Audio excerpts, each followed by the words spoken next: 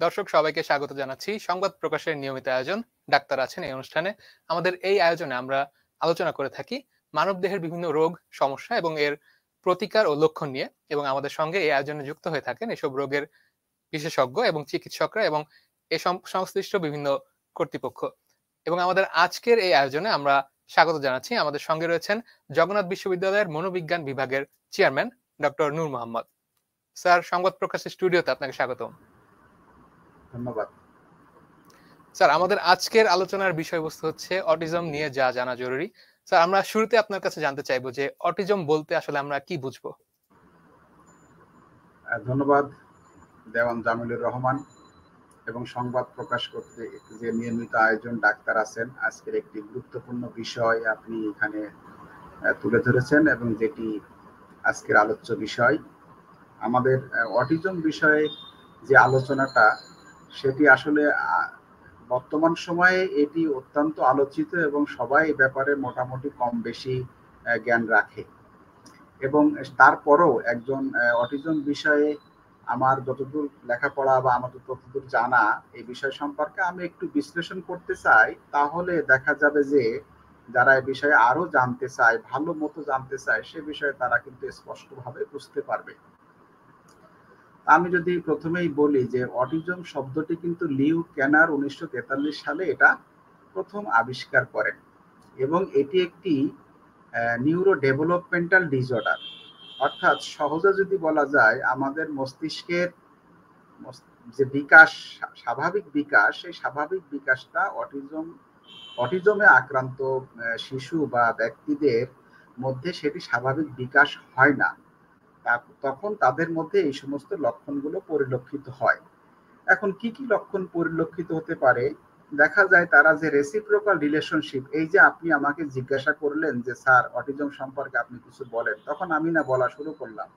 ঠিক অটিজমের বৈশিষ্ট্য সম্পন্ন বাচ্চারা বা যারা তারা তো বড় হয়, তারা কিন্তু সেটা বলতে পারে না, অর্থাৎ সোশ্যাল কমিউনিকেশন তাদের মধ্যে বড় ধরনের ঘাটতি হয়।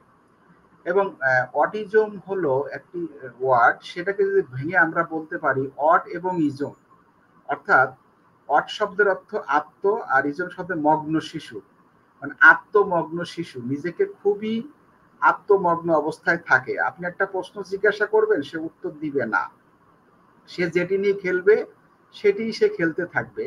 ওই দেখা যাবে যে সে আর অন্য কারোর কথায় সে রেসপন্স করবে না।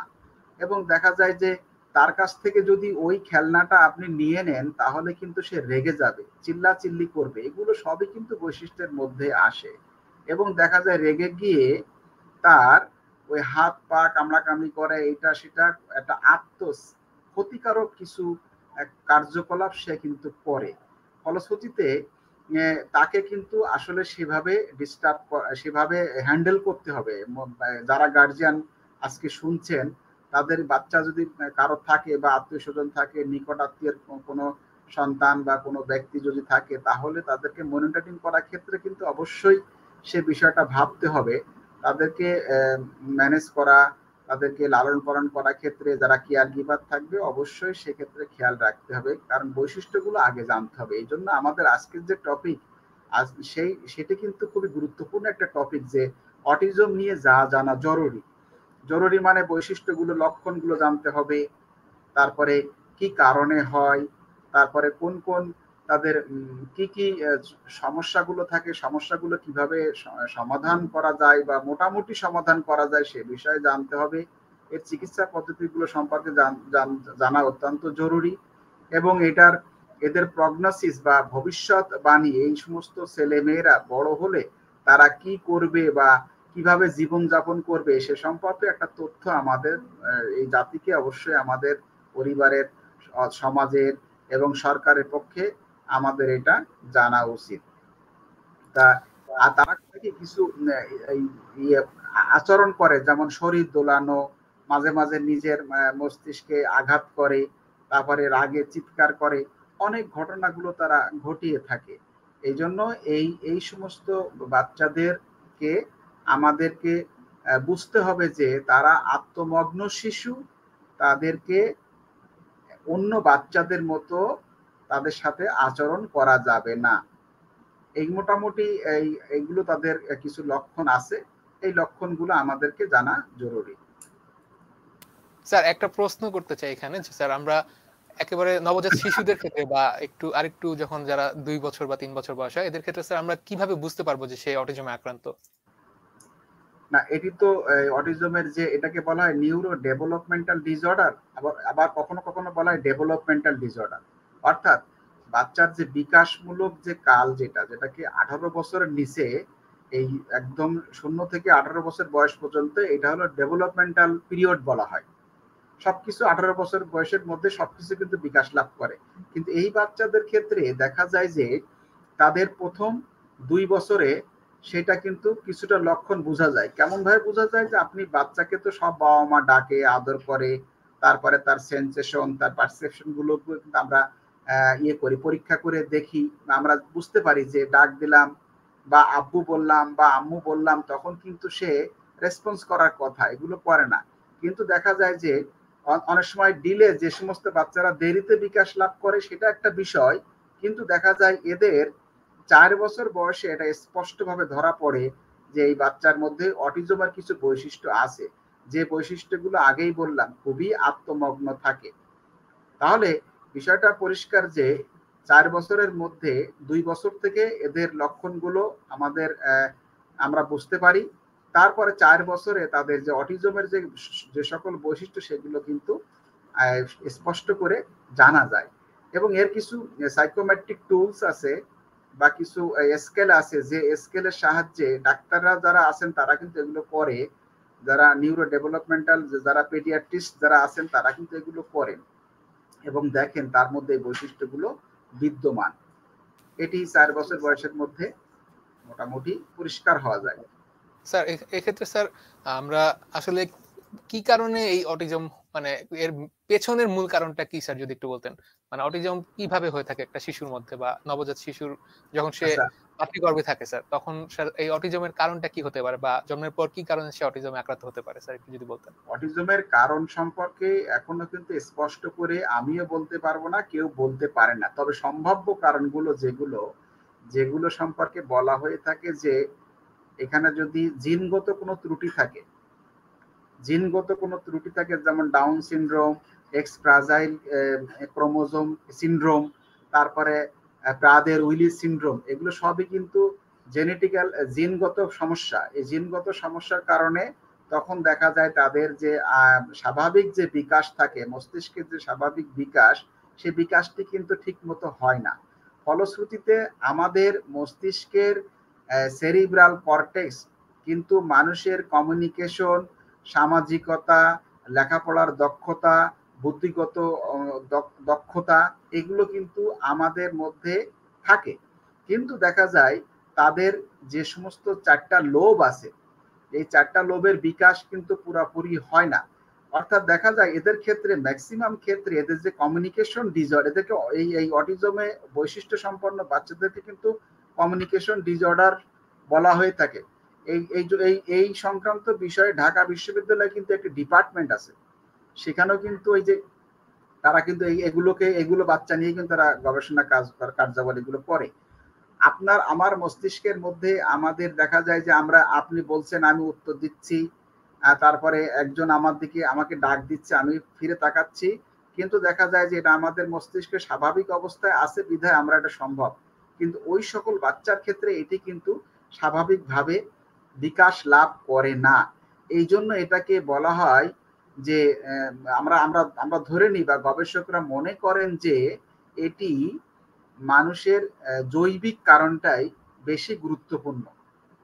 এবং মাতৃগর্ভে বাচ্চা যখন মাতৃগর্ভে থাকেন, তখন মা যদি পড়ে যায়, কোথাও ধাক্কা খায়, বা মায়ের যদি কোনো রকমের দেখা যায় ভিটামিনের ঘাটতি দেখা দেয়, বা অন্য কোনো সমস্যা, যেমন কোনো ভাইরাসের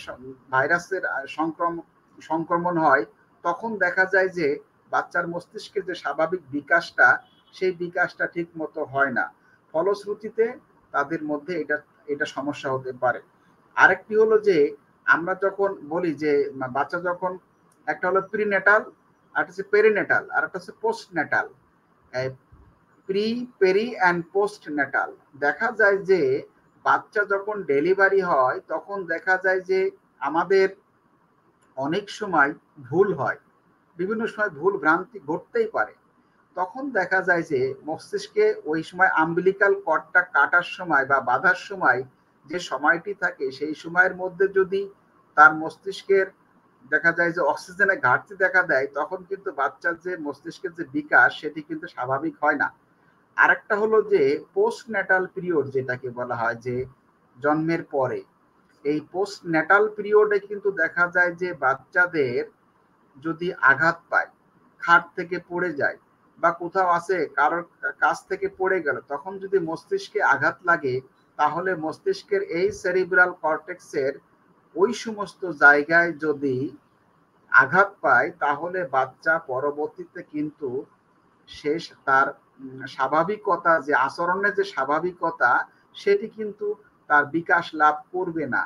এই কারণে এটাকে একটা কারণের মধ্যে আমরা রেখে দিই। আরেকটি হলো, যারা দেখা যায় যে সমস্ত বাচ্চাদের পরিবেশগত উপাদান, যে সমস্ত বাচ্চারা বেশ টক্সিক যে সমস্ত পদার্থ আছে, সেগুলো যদি তাদের মস্তিষ্কে ঢুকে যায় কোনোভাবেই, সেটা নাক মুখ দিয়ে ঢুকে যায়, তাহলে দেখা যায় সেক্ষেত্রে মস্তিষ্কের বিকাশও স্বাভাবিকভাবে হয় না। সেখানে কিছু পয়জনস জমা হয়। এই পয়জনসের কারণে তখন একটা সমস্যা হয়।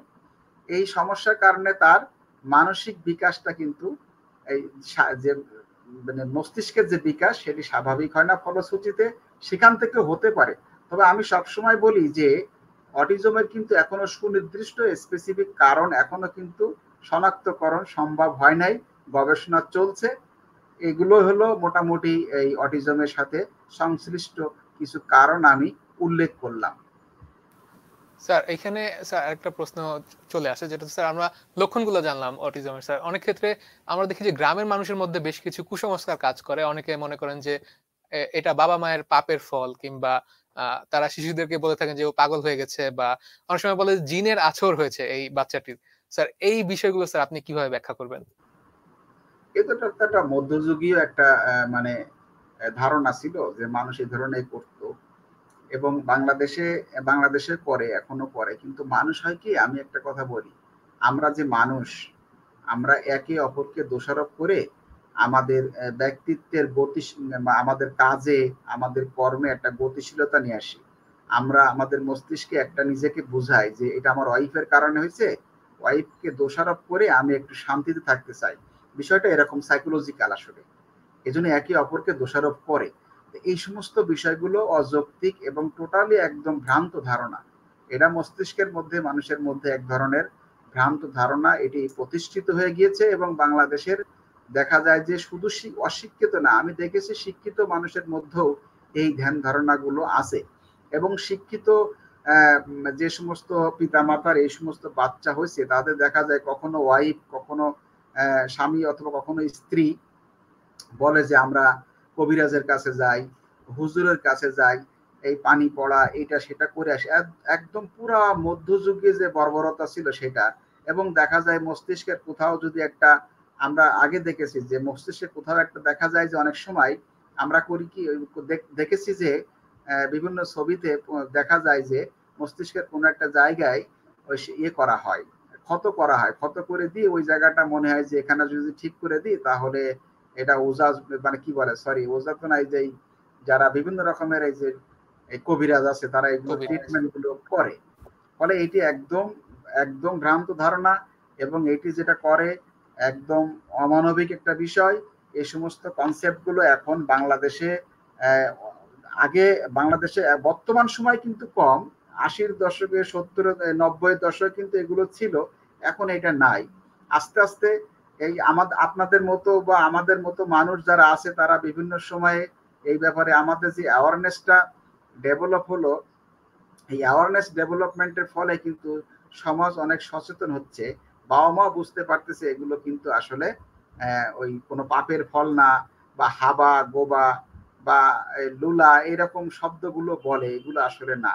এটা এখন একটা মোটামুটি ভালো পর্যায়ে এসেছে। এবং বাংলাদেশ গভর্নমেন্টের, আপনারা জানেন, এই মাননীয় প্রধানমন্ত্রী জননেত্রী শেখ হাসিনার সুযোগ্য কন্যা সাইমা ওয়াজেদ পুতুল, উনি কিন্তু এই কাজটা কাজ করেন। সুতরাং এগুলো কাজ করার ফলে ওনার সরকারের একটা বেশ কন্ট্রিবিউশন আছে, তারা এই কাজগুলো করেন বিধায় এখন মানুষ সবাই কিন্তু মোটামুটি এই ব্যাপারে একটু সচেতন। আগের এই ধারণাটা আসলে এখন সত্য নয়, এখন মানুষ অনেকটা সচেতন অটিজম বিষয়ে। স্যার সরকারের প্রসঙ্গ যেহেতু আসলো, স্যার এখানে একটা প্রশ্ন করতে চাই যে স্যার সরকারের এই ক্ষেত্রে কি করণীয় আছে? আর স্যার আপনি যেহেতু বলছিলেন স্যার কোনো নির্দিষ্ট চিকিৎসা নেই। তো স্যার এই ক্ষেত্রে সরকার আসলে এই সচেতনতা কিভাবে বাড়াতে পারে মানুষের মধ্যে বা নতুন কি পদক্ষেপ নেওয়া যেতে পারে? না, না, চিকিৎসা নেই কথাটা না বলি নাই, বলছি সুনির্দিষ্ট কারণ নাই। সুনির্দিষ্ট কারণ এখনো ইনভেস্টিগেট করা যায়নি। স্পেসিফিক যে এই রকমের ক্রোমোজোমের কারণে এটা হয়, বলা হয় যে ট্রাইসোমি 21 এই অটিজমের দেখা যায় যে একটি জায়গায় এক্সেস ক্রোমোজোম থাকে বিধায় এটা হয়। চিকিৎসা আছে, চিকিৎসা আছে। চিকিৎসা কথাটা বলে আমি সরকারের বিষয়টা বলি। চিকিৎসার ক্ষেত্রে প্রথম যে কাজটা আমরা করি সেটা হলো সাইকো এডুকেশন। সাইকো এডুকেশন মানে হলো যে এই যে অটিজম, এই অটিজম বিষয় যেটা যেটা আজকের টাইটেল অটিজম নিয়ে যা জানা জরুরি, অর্থাৎ এটি হলো সাইকো এডুকেশনের একটা টপিক। অর্থাৎ অটিজম সম্পর্কে তাকে পিতামাতাকে, তাকে তো দেওয়া যায় না, পিতামাতাকে একটা ভালো ধারণা দিতে হবে যে বিশ্বে কত পার্সেন্ট অটিজমে আক্রান্ত, তার মধ্যে ছেলে কতজন, মেয়ে কতজন, তারপরে আপনার এর অবস্থাটা কি, ওই ছেলেকে অ্যাসেস করে বা ওই মেয়েকে যারা অটিজমে আক্রান্ত তাকে অ্যাসেস করে জানাতে হবে যে আপনার বাচ্চার অবস্থা এই অবস্থায় আছে। যেমন আমরা বলি সিভিয়ার আছে, সিভিয়ার আছে, মডারেট আছে, এরকম মাইল্ড আছে, এরকম আমরা একটা লেভেলে ভাগ করি। ভাগ করে সেই গার্জিয়ানকে জানানো হয় এবং তার বর্তমান অবস্থা এইটা, এটা অ্যাসেসমেন্টের মাধ্যমে আমরা করে থাকি। অ্যাসেসমেন্টের মাধ্যমে করে থাকি, শুধু আমরা না, এরা হলো মেন্টাল হেলথ প্রফেশনাল যারা আছে, এর মধ্যে সাইকিয়াট্রিস্ট আছেন। সাইকিয়াট্রিস্ট কারা? যারা ডক্টর। তারপরে আমরা সাইকোলজিস্ট, তারপরে ক্লিনিক্যাল সাইকোলজিস্ট, তারপরে এডুকেশনাল সাইকোলজিস্ট, সবাই পেডিয়াট্রিস্ট যারা আছেন তারা সবাই সবাই কিন্তু এই কাজগুলো করে। অ্যাসেসমেন্ট হয় এখানে, মাল্টি ডিসিপ্লিনারি গ্রুপের দ্বারা একটা অ্যাসেসমেন্ট হয়। সেই অ্যাসেসমেন্টের ভিত্তিতে অনেকগুলা টেস্ট করা হয়, তার নিউরোলজিক্যাল, তারপরে তার তার কানের, তার দেখায় সমস্যা আছে কিনা, হিয়ারিং সমস্যা আছে কিনা। যেমন এই যে ডাক দিলাম কেন কথা শোনে না বাচ্চা, তখন কানের ডাক্তারের কাছে দেখা, ইএনটি ডাক্তারের কাছে দেখাতে হয়। তারপরে দেখা যায় নিউরোলজিক্যাল কোনো সমস্যা আছে কিনা সেটা দেখানো হয়। দেখানোর পরে তারা যখন শনাক্ত করে এটা অটিজমে আক্রান্ত, তখন করে কি সাইকোলজিস্টের কাছে পাঠায়, সাইকোথেরাপির জন্য তারা পাঠায়। তখন দেখা যায় যে আমাদের কাছে যখন বাচ্চারা আসে তখন আমরা একটা ওই যারা অটিজমে আক্রান্ত সেই সমস্ত ছেলে মেয়েদেরকে কিন্তু আসলে খুব বেশি চিকিৎসা দেওয়া কঠিন হয়ে যায়। তখন আমরা করি কি, পিতা মাতার সাথে বসে পিতা মাতাকে আমরা বিষয়গুলো, তাকে এক নলেজ দেওয়া হয় কিভাবে এই বাচ্চা হ্যান্ডেল করবে, এই বাচ্চার বর্তমান অবস্থা এইটা, এই বাচ্চা এই কাজগুলো করতে পারবে। মাঝখান দিয়ে বলি অটিজমের বৈশিষ্ট্য সম্পন্ন বাচ্চাদের কিছু কোমরবিডিটি সমস্যা আছে, কোমরবিড বলি আমরা, অর্থাৎ সংশ্লিষ্ট অন্যান্য আর কোনো সাইকোলজিক্যাল প্রবলেম আছে কিনা বা নিউরোলজিক্যাল প্রবলেম আছে কিনা।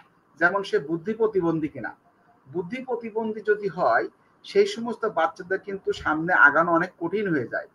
কারণ অনেক অটিস্টিক যারা যে সমস্ত বাচ্চারা আছে তারা কিন্তু বেশ ব্রিলিয়ান্ট হয়, চুপচাপ থাকে, কমিউনিকেশন ডিসঅর্ডার থাকে, তারা কিন্তু অন্যের সাথে যোগাযোগ করতে পারে না, বাট যে কোনো ম্যাথস করা অন্য সাবজেক্টগুলো সে ভালো মতো কমপ্লিট করতে পারে। তার মধ্যে ফোবিয়া কাজ করে, বাট সে কিন্তু ভালো ছাত্র এবং দেখা যায় ভালো পারফর্মার। কিন্তু এই সমস্ত বাচ্চার ক্ষেত্রে আমাদের কিছু সাজেশন থাকে, আমরা সেই অনুযায়ী কাজ করি এবং ভালো একটা ট্রিটমেন্ট এগুলো আছে। তাদের স্ট্রাকচার্ড ওয়েতে তাদের এই শিক্ষকদেরকে সেভাবে বোঝানো হয় যে এই বাচ্চা এরকম, এই বাচ্চার ক্ষেত্রে আপনি লেখাপড়া করানোর ক্ষেত্রে এগুলো করবেন, অথবা তাদের জন্য বিশেষ কোনো স্কুল থাকলে সেখানেও করানো হয়, প্যারেন্টসদের করানো হয়, সাইকোলজিস্টরা, তারপরে আপনার নিউরোলজিস্ট, তারপরে আপনার সাইকিয়াট্রিস্ট, সবাই মিলে কিন্তু একটা কম্বাইন্ড ট্রিটমেন্টটা দেওয়া হয়। দিলে কিন্তু তারা ভালো থাকে। যদি বাচ্চা মাইল্ড মডারেট গ্রুপের হয়, এবং সিভিয়ার যেটা অটিজম বলা হয়, অটিজমটা কিন্তু খারাপ। আপনার অ্যাসপারজার সিনড্রোম, তারপরে আরো সিনড্রোম আছে এরকম, আমরা এই জন্য সংক্ষেপে এটা এদের সংক্ষেপে বলা হয় এএসডি, অর্থাৎ স্পেকট্রাম যে শব্দটি এখানে আছে, স্পেকট্রাম মানেই হলো তার মাত্রাটা কতটুকু, অটিজমের মাত্রাটা কতটুকু, সেটি কিন্তু আমরা পরিমাপ করি। আমরা একা নয়, আমি বারবার বলছি, সবাই মিলে পরিমাপ করা হয়। যদি পরিমাপ করে দেখা হয় যে বাচ্চা একটু খারাপের দিকে অবস্থান করে, সেক্ষেত্রে তাদের ট্রিটমেন্ট প্রসিডিউরটা একটু ভিন্ন হয়। মাইল্ড লেভেলের হলে সেক্ষেত্রে আরো সহজ করা হয়। তবে এদের যেহেতু নার্ভের সমস্যা, ক্রোমোজোমের সমস্যা, সেক্ষেত্রে আমরা করি কি, এটাকে একটি ভালো পর্যায়ে রাখার চেষ্টা করি, কারণ এটা কোনো অপারেশন করা যায় না বা অন্য কিছু করে এটা সংশোধন করা যায় না, বিধায় তার কিছু চ্যালেঞ্জিং বিহেভিয়ার থাকে বা ডেইলি অ্যাক্টিভিটিস গুলোকে ভালো করানোর জন্য আমরা সাইকোলজিস্টরা বা সাইকোথেরাপিস্টরা আমরা কাজ করে তার দৈনন্দিন জীবনের যে ডেইলি অ্যাক্টিভিটিস গুলো, সেগুলো ভালো করার আমরা চেষ্টা করে থাকি। এখন যদি আমি বলি, আপনার সরকারের দ্বিতীয় প্রশ্ন ছিল সরকারের একটা ভূমিকা থাকা অত্যন্ত জরুরি। বর্তমান সরকারের কিন্তু একটা ব্যাপক ভূমিকা আছে এই বিষয়ে। বিশেষ করে আমি একদম জোর গলায় বলতে চাই, কারণ সরকারের আমাদের এনডিডি একটা সেন্টার চালু করছে, নিউরো ডেভেলপমেন্টাল ডিসঅর্ডারের, যেটা এনডিডি, নিউরো ডেভেলপমেন্টাল ডিসঅর্ডার, সেখানে কিন্তু ব্যাপক কাজ হয়। এবং বর্তমান সরকারের সুযোগ্য কন্যা সাইমা ওয়াজেদ হোসেন পুতুল, উনি কিন্তু এই কাজগুলো করে এবং বিশ্বে সে কিন্তু তার একটা বড় ধরনের অবদান আছে এই বাচ্চাগুলোকে হ্যান্ডেল করার ক্ষেত্রে বা ম্যানেজ করার ক্ষেত্রে। আমি তারপরেও বলবো, এই যে বাচ্চা একটা হয়, এই বাচ্চা, আপনি একটু আগেই বলেছিলেন, আমাকে জিজ্ঞাসা করেছিলেন, এই বাচ্চা হওয়া মানে এক ধরনের অভিশাপ, এক ধরনের সামাজিক কলঙ্ক, এবং বাবা মার সাইকোলজিক্যাল অবস্থা এত খারাপ হয়ে যায়, সে কিন্তু অ্যাডজাস্ট করতে পারে না। এক সময় তাকে কাউন্সিলিং করতে হয়, তাদেরকেই কাউন্সিলিং করতে হয়, এবং সত্য কথা, কাউন্সিলিং তাদেরকেই করতে হবে। আমি মনে করি এবং সবসময় বলি যে সরকারকে এখানে অবশ্যই এগিয়ে আসতে হবে, সোশ্যাল সাপোর্ট দিতে হবে। কিভাবে সাপোর্ট দিবে, এবং এই সমস্ত মানে যারা আছে, যারা প্যারেন্টস আছে, বা তার আর একটা ভাই আছে, তার একটা বোন আছে, তাদেরকে সরকার কিন্তু একটা বিশেষভাবে নজর দিতে পারে। নজর কোথায় দিতে পারে, যদি সে যোগ্য হয়, বাবা মাকে একটা ভালো এস্টাবলিশড বা সিকিউরড জব যদি সরকার ব্যবস্থা করে দেয়, তাহলে কিন্তু সরকার এখানে কিন্তু ভালো একটা পদক্ষেপ নিছে বলে আমি মনে করতে পারি। দেখেন, আমার যদি এমন একটা বেবি এরকম থাকে, আল্লাহ না করুক, সেই বাচ্চা আমি টেক কেয়ার করব, আমি আবার প্রাইভেট কোম্পানিতে গার্মেন্টসে চাকরি করব। আমি কোনো চাকরিটাকে ফাঁকিবাজি চাকরি সেটা বলছি না, যে চাকরি করব যেখানে আমাকে প্রচুর সময় দিতে হবে, প্রচুর করতে হবে, জবাবদিহিতা এত বেশি যে ঘন্টার পর ঘন্টা আমি একটা মালিকের অধীনে কাজ করে আমাকে করে আমার কোনো অটোনমি থাকবে না। তাহলে সরকার যদি মনে করে যে এই এই বাচ্চা কিন্তু বাংলাদেশে খুবই কম, সংখ্যা কিন্তু খুবই কম, সেক্ষেত্রে কিন্তু আমি সরকারের সুদৃষ্টি কামনা করছি যে এই সমস্ত প্যারেন্টসদের সাইকোলজিক্যাল হেলথকে ভালো রাখার জন্য ওই প্যারেন্টসদের মধ্যে যোগ্য পিতামাতার মধ্য থেকে যদি সম্ভব তাদেরকে ভালোভাবে সমাজে কিভাবে প্রতিষ্ঠিত করা যায় সে ব্যাপারে যদি সুদৃষ্টি দেয়, তাহলে কিন্তু ভালো হবে। সেটা চাকরি প্রদানের মাধ্যমে, আমি সবসময় বলি, তার যোগ্যতা বিচারে যোগ্যতা অনুযায়ী একটা সরকারি চাকরি দেওয়া যেতে পারে, অথবা একটা আবাসন ব্যবস্থা করা যেতে পারে, অথবা তার এই যে যদি খুব ধনী ভালো পরিবারে হয়, তার যে সামাজিক যে কলঙ্ক দেয়, সমাজের অন্যান্য বাচ্চারা যে বিভিন্ন খারাপ চোখে দেখে, এটা থেকে যাতে একটা এই ধরনের ডিস্টার্ব বা এই ধরনের কোনো কিছু না করে, সেটি কিন্তু সরকার বা অন্যান্য সচেতন ব্যক্তি যারা আছে তাদের একটা দায়িত্বের মধ্যেই পড়ে। জি স্যার, আমরা একেবারে শেষ পর্যায়ে চলে এসেছি স্যার। শেষ আরেকটা প্রশ্ন করতে চাই স্যার, এই ক্ষেত্রে আসলে বাবা মায়ের করণীয় কি থাকতে পারে? আর স্যার আপনি যেহেতু বলছেন স্যার তারা চিকিৎসার মাধ্যমে বা প্রশিক্ষণের মাধ্যমে ধীরে, ধীরে স্বাভাবিক অবস্থায় কিছুটা ফিরতে পারে। তো স্যার পুরোপুরি স্বাভাবিক জীবনে কি তারা ফিরতে পারবে কিনা বা এরকম কোনো সুযোগ রয়েছে কিনা অটিজমে আক্রান্ত শিশুদের জন্য? আর স্যার এক্ষেত্রে তাদের বাবা-মায়ের করণীয় কি থাকতে পারে? আমি বললাম যে যদি যে সমস্ত বাচ্চারা অনেক একটু বেশি মাত্রায় যারা থাকে সে সমস্ত বাচ্চাদেরকে পুরাপুরি স্বাভাবিক জীবনযাপন করতে পারবে এরকম রেকর্ড এখনো মানে আমাদের কাছে নাই। তাদের মধ্যে কিছু ভালো কিছু ল্যাকিংস থাকবে। যেমন তার ওই মানে ওই যে উপযোজনমূলক আচরণ, বুদ্ধিগত যে সমস্ত কার্যাবলী করা, এগুলো অনেক সমস্যা তার মধ্যে থাকবে। তবে সেই সমস্যাগুলো আমরা দেখেছি। দেখেন আপনারা যদি সত্যিকারে আপনি যদি নিজেও যদি দেওয়ান জামিনুর রহমান আপনি যদি নিজেও যদি একটু দৃষ্টিপাত করেন দেখবেন আপনার গ্রামে বা আপনি যে মহল্লায় থাকেন কিছু মানুষ কিন্তু ছোট বাচ্চারা কিন্তু দেখবে ছোটবেলায় একটু কিন্তু বোকা থাকে বা একটু আমি সরি বোকা শব্দ বলবো না এমনি একটু কম বুঝে বা একটু মনে হয় দেখবেন বড় হলে ধীরে ধীরে ধীরে ধীরে সে কিন্তু একটা ভালো অবস্থায় চলে আসে। এটি কেন আসে? এটি আসে হলো তার লেভেলটা ছিল একটু অত সিভিয়ার ছিল না, অত সিভিয়ার ছিল না।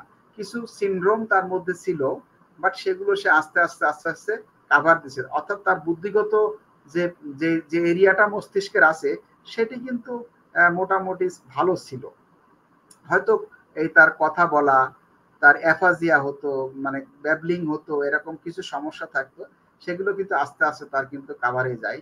যারা বেশি সমস্যায় থাকে তাদের কিন্তু সবসময় একজন কেয়ার গিভার প্রয়োজন হবে এবং তাকে কিন্তু সর্বক্ষণিক সাহায্য সহযোগিতা করার জন্য তার পাশে লোক থাকা বাঞ্ছনীয়।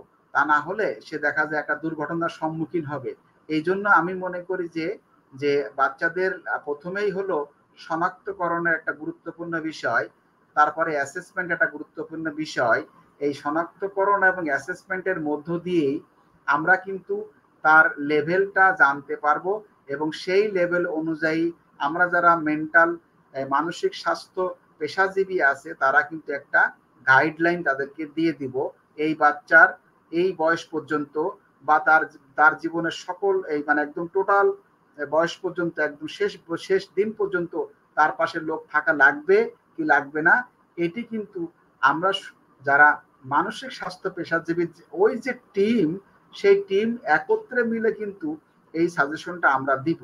এখন আগে আমরা এখন এই মিডিয়াতে বা এরকম কখনো বলতে পারি না যে বাচ্চারা একদম পুরোপুরি ভালো হবে না, এটি কিন্তু আমাদের এখানে বলা ঠিক হবে না।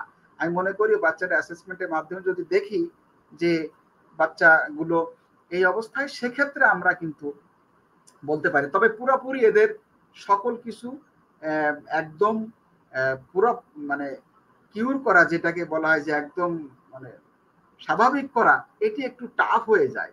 এদের এক্সট্রা কেয়ার নিতে হয়। পিতা মাতা আপনি বলেছিলেন যে পিতা মাতার ভূমিকাটা করণীয় কি?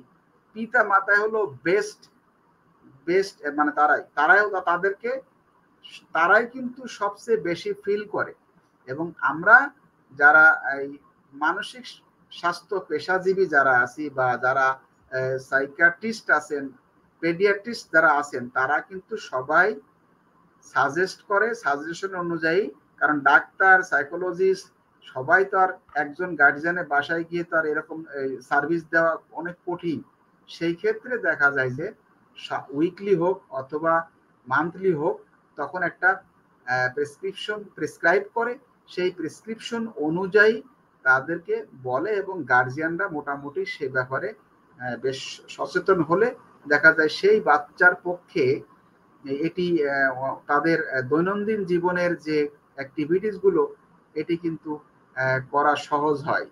আমি সর্বশেষ একটা কথা বলি যে বাচ্চাদের যে বাচ্চাদের যে ডেইলি অ্যাক্টিভিটিস এর কিছু আমাদের টেকনিক এখানে কিন্তু আমি একটা বই প্রকাশ করেছি, বইয়েও উল্লেখ করেছি, বাজারে আরো অনেক ভালো ভালো রাইটাররা বই লিখেছেন সেখানেও প্রকাশ করেছেন যে তাদের যে গোসল করা, খাওয়া, এই সমস্ত দৈনন্দিন জীবনের যে কার্যাবলী এই কার্যাবলীগুলোকে সম্পন্ন করার ক্ষেত্রে আমরা কিছু আর্ট থেরাপি মানে চিত্র এঁকে কিন্তু কিছু থেরাপি দেওয়া হয়। অর্থাৎ গোসল কিভাবে করবে সেটি বাচ্চার যে ঘরে অবস্থান করে সেখানে দেয়ালে যদি কিছু ছবি টাঙিয়ে রাখা হয় এবং বাচ্চাকে নিয়ে যখন মা থাকবেন বা বাবা থাকবেন গোসলের আগে বা প্রায় প্রতিটা দিন একটু একটু করে ছবিগুলো দেখাবে এবং বলবে যে বাবা দেখছো এই ছবিটা দেখো, এখানে প্রথমে এইভাবে গোসল করতে যেতে, একটা বাচ্চা দেখো কিভাবে গোসল করতে যাচ্ছে,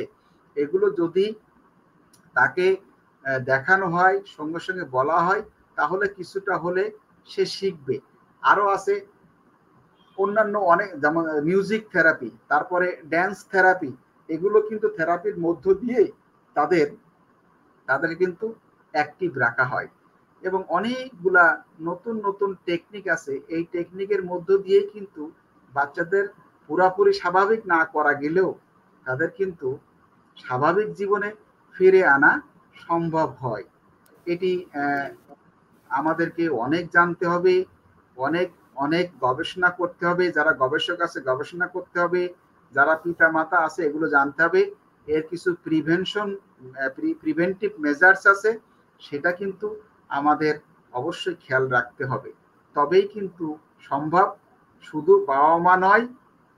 বাবা মা নয়, সমাজ, পাড়া প্রতিবেশী, সরকার, সচেতন ব্যক্তি, আপনারা, আমরা, সংবাদকর্মী, সবাই সর্বাত্মক সহযোগিতা করব, এরকম একটা প্রতিজ্ঞা আমাদেরকে করতে হবে।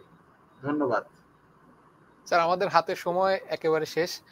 স্যার, আপনাকে অসংখ্য ধন্যবাদ আপনার গুরুত্বপূর্ণ সময় থেকে আমাদের কিছু সময় ধার দেওয়ার জন্য। এবং স্যার, আমরা আশা করছি ভবিষ্যতে আবারও আপনার সাথে দেখা হবে অন্য কোনো আয়োজনে। স্যার, ভালো থাকবেন। আর স্যার, দর্শকদের জন্য যদি স্যার কিছু বলার থাকে আপনার। দর্শকদের জন্য আমি যেটা বলতে চাই যে আপনারা এই এই এই সমস্ত নিউরো ডেভেলপমেন্টাল ডিসঅর্ডারের মধ্যে যারা পড়ে, এক নম্বর হলো যে অটিজম একটা সমস্যা, বুদ্ধি প্রতিবন্ধী একটা সমস্যা, এবং দেখা যায় অতিরিক্ত রাগী, বদমেজাজি, অমনোযোগী এবং পিছিয়ে পড়া শিশুদের, এই সমস্ত বিষয়ে আপনারা একটা প্রাথমিক নলেজ দিবেন। বাজারে অনেক ভালো মানের বই পাওয়া যায় এবং বিভিন্ন সোর্স থেকে দেখা যায় ভালো মানের বই পাওয়া যায়। এবং আরেকটি কথা সব থেকে গুরুত্বপূর্ণ হলো যে এদের যে সমস্ত গার্জিয়ান থাকবে, আল্লাহ না করুক আপনার আমার ঘরেতে বাচ্চা আসতে পারে, আমি মনে করি যে যাদেরই বাচ্চা হবে কখনোই কোনোদিন খারাপ চোখে বা খারাপ ভাবে কোনো রকমের মন্তব্য করবেন না। এদেরকে প্রয়োজনে এই সমস্ত বাবা মাকে স্যালুট জানাবেন যে হ্যাঁ, এই সন্তান নিয়েও সে তার কর্ম করে যাচ্ছে, সে বেঁচে আছে, এই জন্য তাকে পারলে সহযোগিতা করবেন এবং সহযোগিতার হাত বাড়িয়ে দিবেন। সহযোগিতা করতে না পারলেও যাতে কোনো রকম তিরস্কার করবেন না, এই অনুরোধটুকু আপনাদের প্রতি রাখবো। সবাই ভালো থাকবেন, সুন্দর থাকবেন। ধন্যবাদ সবাইকে। দর্শক সবাইকে ধন্যবাদ আমাদের সঙ্গে থাকার জন্য। আমাদের পরবর্তী আয়োজন দেখার আমন্ত্রণ রইল। সেই পর্যন্ত সবাই ভালো থাকবেন, সুস্থ থাকবেন। আল্লাহ হাফেজ।